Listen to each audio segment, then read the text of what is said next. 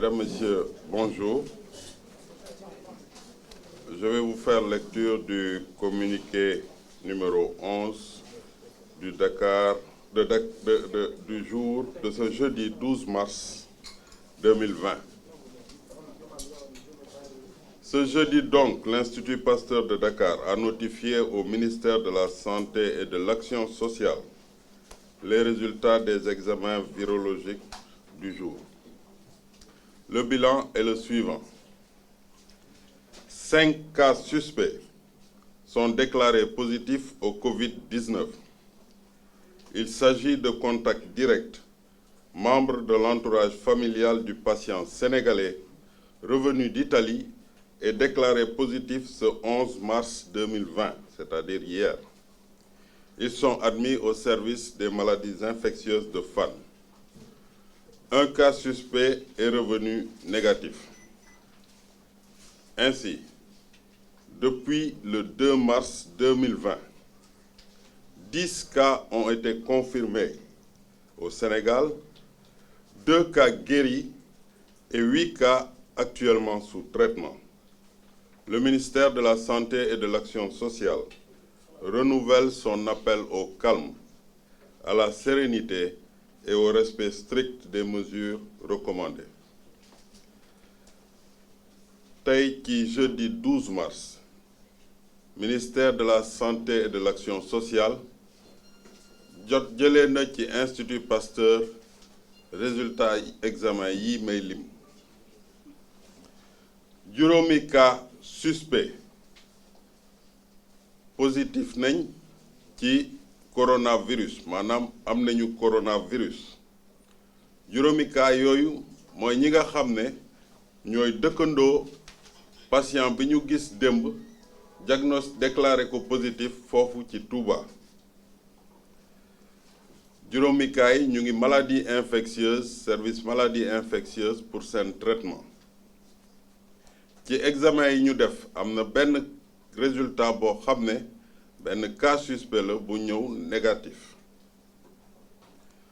Donc depuis le 2 mars 2020 nga xam ne ci la ñu am suñu premier cas, Sénégal am na lu tolloog 10 cas confirmés au total.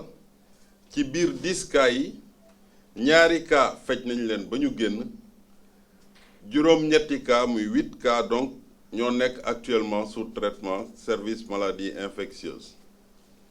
Ministère de la Santé ak Action sociale mu ngi ñaax askan wi ñu dal ba pare topp tegtal yi ñu leen di jox.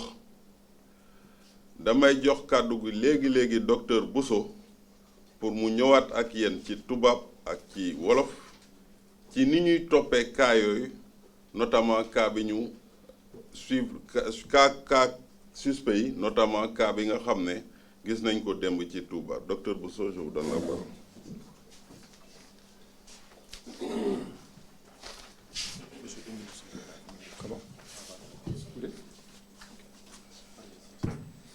Merci beaucoup, monsieur le directeur de cabinet, mesdames et messieurs. Donc, je fais le point sur les 10 cas que le ministère de la Santé est en train de gérer dans le cadre de l'épidémie coronavirus.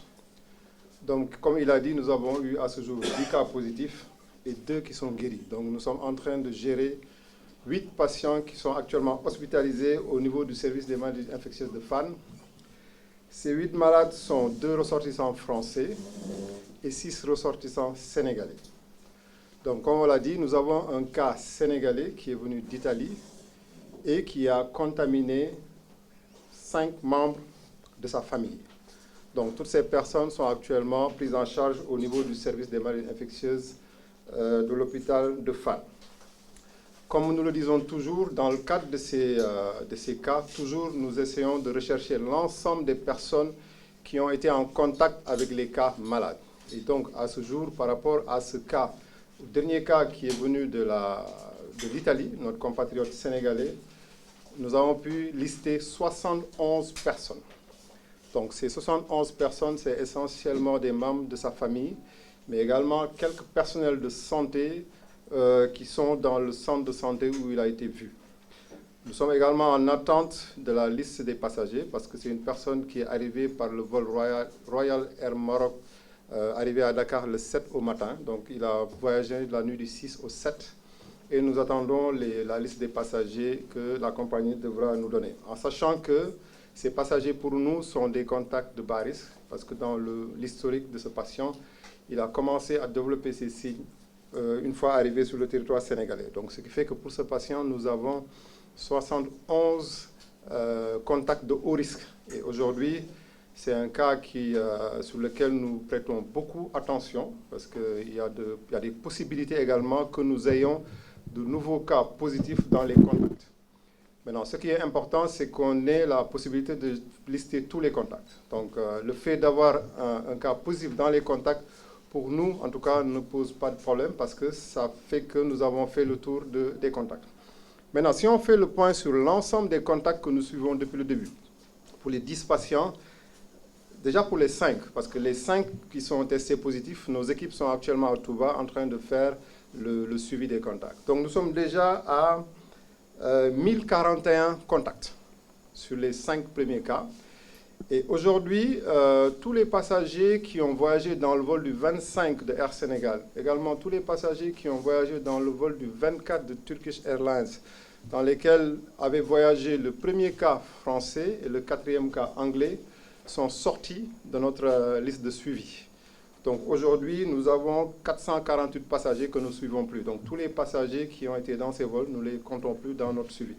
Donc ce qui fait qu'aujourd'hui, nous avons 593 personnes que nous suivons dans le cadre de notre suivi et en attente de la liste des passagers de Turkish Airlines. Donc c'est pour dire que nous sommes vraiment à pied d'œuvre pour suivre l'ensemble des contacts et vraiment demandons une grande vigilance. Et je voudrais également profiter de l'occasion pour lancer un appel à toutes les personnes, surtout sénégalaises ou étrangères, qui ont eu à voyager durant les 14 derniers jours et dans des pays d'épidémie et qui sont sur notre territoire national, de vraiment prêter attention à leur état de santé. Et à chaque fois qu'ils ont un signe particulier, d'appeler les services de santé. Je pense qu'ils n'ont même pas besoin d'appeler. Et c'est très important parce qu'il faut qu'ils sachent que ces personnes, les premières personnes qui sont touchées, c'est les membres de la famille directe. Donc les premières personnes à risque, c'est les enfants, la femme, le père et la mère. Et donc ils ont la responsabilité de protéger les êtres qui leur sont chers. Et il est très important que ces personnes, dès qu'ils sentent des signes, qu'ils puissent s'isoler et qu'ils puissent appeler les services de santé afin qu'on puisse les prendre en charge gratuitement et rapidement. Et Dieu merci, jusqu'à présent, tous les cas que nous avons eus, pour le moment, ils se portent bien au niveau du service de maladies infectieuses et des contrôles se font. Demain, il y a encore des contrôles qui devront se faire pour le couple français. Et je pense qu'à l'occasion, un compte rendu vous sera fait et par rapport aux résultats, nous vous dirons ce qu'est la conduite à tenir. Donc, damay wax ci wolof ci wàllu cas yi ñu am léegi am nañu fukki cas yoo xam ne am nañu Ebola ci fukki ñaari wér nañu ba génn nañu mooy qu'est-ce que je dis aw donc am nañu fukki cas coronavirus yu ñu am donc ci fukki yi ñaar yi wér nañu ba génn ñaar ñi mooy ki njëkk mooy benn ku jóge Tugal ak ñeenteelu cas bi ñu amoon moo xam ne dafa jógoon Angleterre.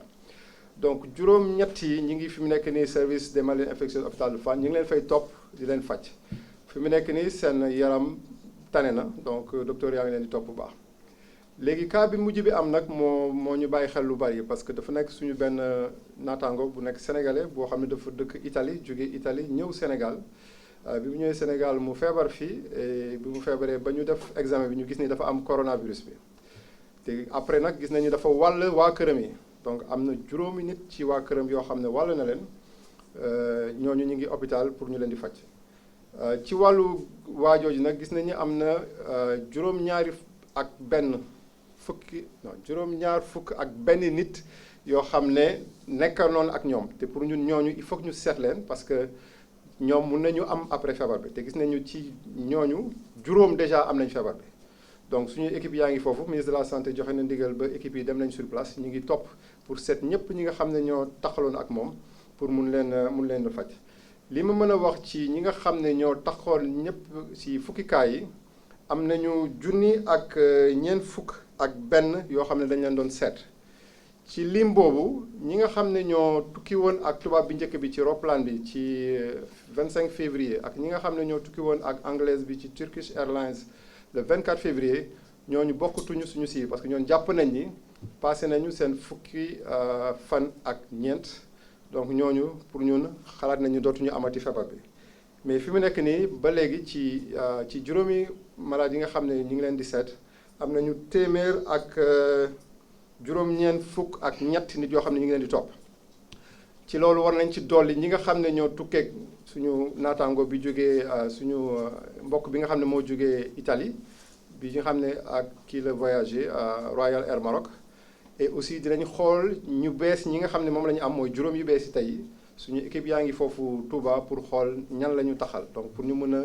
saytu ñoom ñëpp te di rappeler ni que ñoo ñëpp il faut ñu xool leen ci lu mat fukki fan ak ñeent di jeexal rek di ñaax ñi nga xam ne ñoo tukki jógee ci dëkk yooyu dëkk yi nga xam ne dafa am coronavirus bi ñibbisi si Sénégal ñu bàyyi xel ci seen wér-gu-yaram parce que feebar bi boo xoolee ñi la gën a jege lay njëkk a dal say doom lay njëkk a dal say jabar lay njëkk a dal say pap wala say yaay donc bu fekkee vraiment ñoom war nañ leen sàmm il faut que ñoom bu fekkee dañ ñibbisi nañu gis nañ benn signe gis nañu lu jagadi seen yaram nañu woote ci numéro d'urgence du ministère de la santé am na équipe yoo xam ne mën nañu ñëw jël leen isoler leen faj leen et yaakaar nañu incha allah dinañu am tan bu baax mais loolu dafa am solo parce que bu ñu ko deful rek feebar bi dina tas ci dëkk bi te li xew ci yeneen dëkk yi muy France muy Italie muy ay Iran yëpp mun na dal Sénégal donc il faut ku nekk ci wàll bi nga toll nga assumer sa responsabilité xam ni am na wàll boo war a jouer ba nga xam ne feebar bi dinañ ko mën a téye ci Sénégal